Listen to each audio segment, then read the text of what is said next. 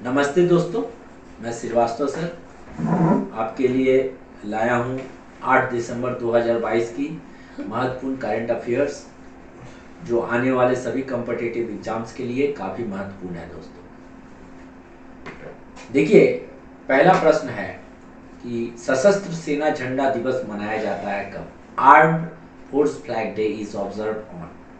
यह जो है मनाया जाता है 7 दिसंबर को। 7 दिसंबर को जो है ये मनाया जाता है। इसका सही जवाब होगा 7 दिसंबर। भारत के तत्कालीन रक्षा मंत्री के अधीन 28 अगस्त 1949 को गठित एक समिति ने 7 दिसंबर को सालाना झंडा दिवस मनाने का निर्णय लिया। इस दिन शहीदों और वर्दी में उन लोगों को सम्मानित करने के लिए मनाया जाता है जिन्होंने देश के सम्मान की रक्षा के लिए अपनी सीमाओं पर वीरतापूर्वक लड़ाई लड़ी और जारी रखी।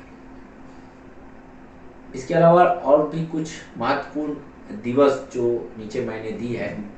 पहला है 1 दिसंबर विश्व एड्स दिवस, 2 दिसंबर राष्ट्रीय प्रदूषण नियंत्रण दिवस, 2 दिसंबर विश्व कंप्यूटर साक्षरता दिवस, 2 दिसंबर अंतर्राष्ट्रीय दास्ता उन्मूलन दिवस। यानी 2 दिसंबर को ये 3 याद रखिएगा।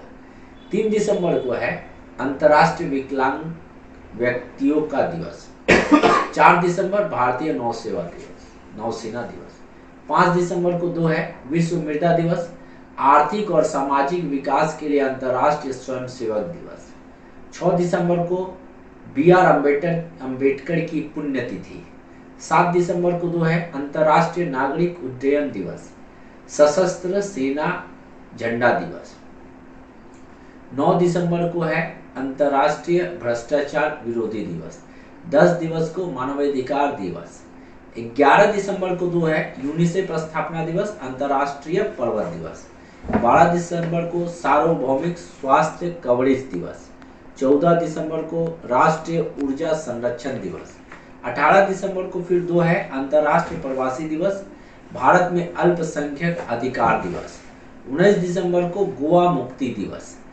20 दिसंबर को है अंतर्राष्ट्रीय मानव एकजुटता दिवस। 22 दिसंबर को राष्ट्रीय गणित दिवस। 23 दिसंबर किसान दिवस। 24 दिसंबर राष्ट्रीय उपभोक्ता अधिकार दिवस। 25 दिसंबर को 2 है क्रिसमस और सुशासन दिवस। और 31 दिसंबर को न्यू ईयर्स ईव। ये महत्वपूर्ण दिवस है जिसकी जानकारी आपको रखना अनिवार्य है अगर आप कंपटीशन में जीतना चाहते हो तो। अगला प्रश्न कुछ इस तरह से है, किसने महाराष्ट्र को हराकर दूसरी बार विजय हजारे ट्रॉफी 2022 जीती? तो सौराष्ट्र ने। देखिए, जब स्पोर्ट्स से रिलेटेड है तो मैंने स्पोर्ट्स से रिलेटेड यहाँ पर जानकारी देने की कोशिश की है कि इंडियन नेवल एकेडमी ने किस राज्य में इंडियन नेवी सेलिंग चैंपियनशिप 2022 का आयोजन किया? तो केरल में। किस राज्य की क्रिकेट बधिर टीम ने हाल ही में T20 राष्ट्रीय चैंपियनशिप 2022 ट्रॉफी जीती? तो हरियाणा ने। विश्व कुश्ती चैंपियनशिप में 4 पदक जीतने वाले पहले भारतीय पुरुष खिलाड़ी कौन बने? तो बजरंग पुनिया। किस देश ने सुल्तान जौहर कप 2022 का आयोजन किया जाएगा? तो मलेशिया में।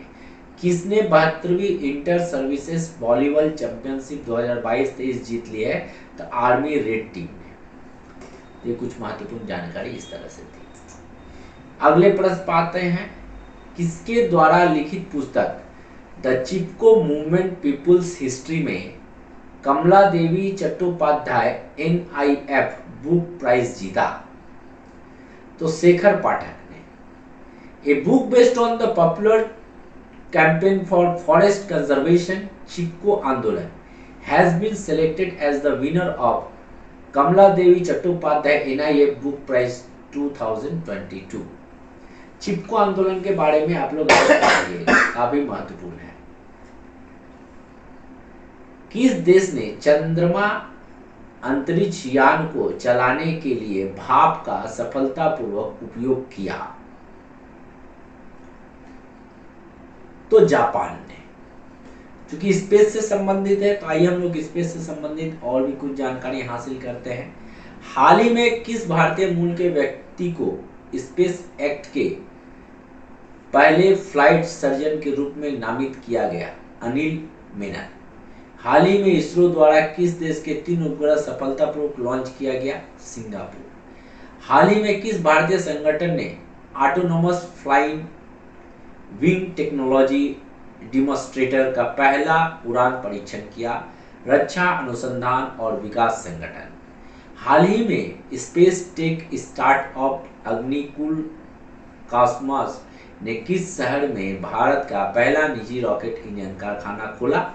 चेन्नई में। आते हैं अगले प्रश्न पे। किस देश ने दिसंबर 2022 के यूनाइटेड नेशन सिक्योरिटी काउंसिल यूएनसीएस की अध्यक्षता ग्रहण की? तो भारत ने दिसंबर 2022 के लिए संयुक्त राष्ट्र सुरक्षा परिषद की अध्यक्षता ग्रहण किया। भारत 8 बार यूएनएससी का अस्थायी सदस्य चुना गया। भारत इससे पहले 1950, 67, 72, 77, 84, 91, 2011, 2021 में निर्वाचित हुआ है। यूएनएससी में 15 सदस्य होते हैं। चीन, अमेरिका, रूस, फ्रांस और यूनाइटेड किंगडम अस्थायी सदस्य हैं। शेष जो 10 हैं वो अस्थायी सदस्य हैं जो 2 वर्ष की अवधि के लिए चुने जाते हैं। वर्तमान में संयुक्त राष्ट्र के 193 सदस्य देश हैं। अगले प्रश्न पर जाते हैं। स्मार्ट वॉच लीडर नाइट ने किसे अपना नया ब्रांड एम्बेसडर नियुक्त किया है? तो विराट कोहली को। झरना दास का 77 वर्ष की उम्र में निधन हुआ, वो कौन थी? तो वो एक उड़िया अभिनेत्री थी। महापरिनिर्वाण दिवस कब मनाया जाता है? 6 दिसंबर को मनाया जाता है। देखिए, भारतीय संविधान के मुख्य शिल्पकार जिनको कहा जाता है बाबा साहेब अम्बेडकर को, उनकी पुण्यतिथि इस दिन को महापरिनिर्वाण दिवस के तौर पर मनाया जाता है। बाबा साहेब अम्बेडकर का जो निधन है 6 दिसंबर 1956 में नई दिल्ली में हुआ था। ये जान के रखिए, 1956 में न्यू दिल्ली में हुआ था। तो इसीलिए ये जो है महापरिनिर्वाण दिवस मनाया जाता है। इस institute of cost account of India का नया अध्यक्ष किसे चुना गया? तो विजेंद्र शर्मा को। देखिए, कुछ महत्वपूर्ण जानकारी यहाँ पर है। हाल ही में किसे सेबी के पूर्वकालीन सदस्य का कार्यभार संभाला? अश्विनी भाटिया। किस देश को association of Asian election authorities का नया अध्यक्ष चुना गया? तो भारत को। राष्ट्रीय सुरक्षा गार्ड महानिदेशक कौन है? एम गणपति। हाल ही में किसे नए सूचना प्रौद्योगिकी सचिव के रूप में नियुक्त किया गया? अलकेश कुमार शर्मा। केंद्रीय औद्योगिक सुरक्षा बल के महानिदेशक कौन है? सिलवर्धन सिंह। ये कुछ महत्वपूर्ण जानकारियां थी।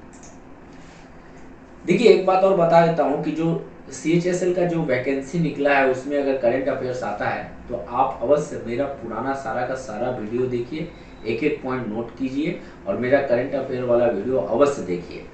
आप देखिएगा वहां से बहुत सारा क्वेश्चन आपको कॉमन मिल जाएगा। राष्ट्रीय सांख्यिकी आयोग के नए अध्यक्ष किसे नियुक्त किया गया? तो राजीव लक्ष्मण कंद्रिकर को नियुक्त किया गया। चेन्नई मैथमेटिकल इंस्टीट्यूट CMI ने सेवानिवृत्त प्रोफेसर राजीव लक्ष्मण करंदीकर को 3 साल के लिए भारतीय राष्ट्रीय सांख्यिकी आयोग NSCI के अंशकालीन अध्यक्ष के रूप में नियुक्त किया गया। इसकी स्थापना 2005 में रंगराजन आयोग की सिफारिश के आधार पर की गई। इसका मुख्यालय जो है नई दिल्ली में है।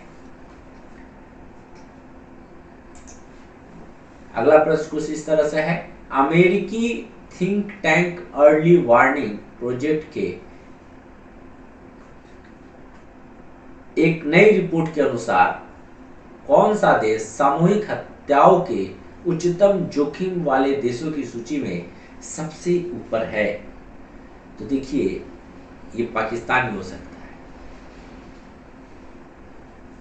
देखिए, मार्किंग थिंग, देखिए ये सारी की सारी जो करंट अफेयर्स मैंने दी आपको, बैंक पीओ बोलिए, रेल बोलिए, डीआरडीओ बोलिए, सब एग्ज़ाम के लिए काफ़ी महत्वपूर्ण है। मेरे वीडियो को अवश्य लाइक शेयर कीजिए ताकि मैं और भी ज़्यादा से ज़्यादा अच्छा वीडियो आपके लिए ला सकूं। थैंक यू, धन्यवाद।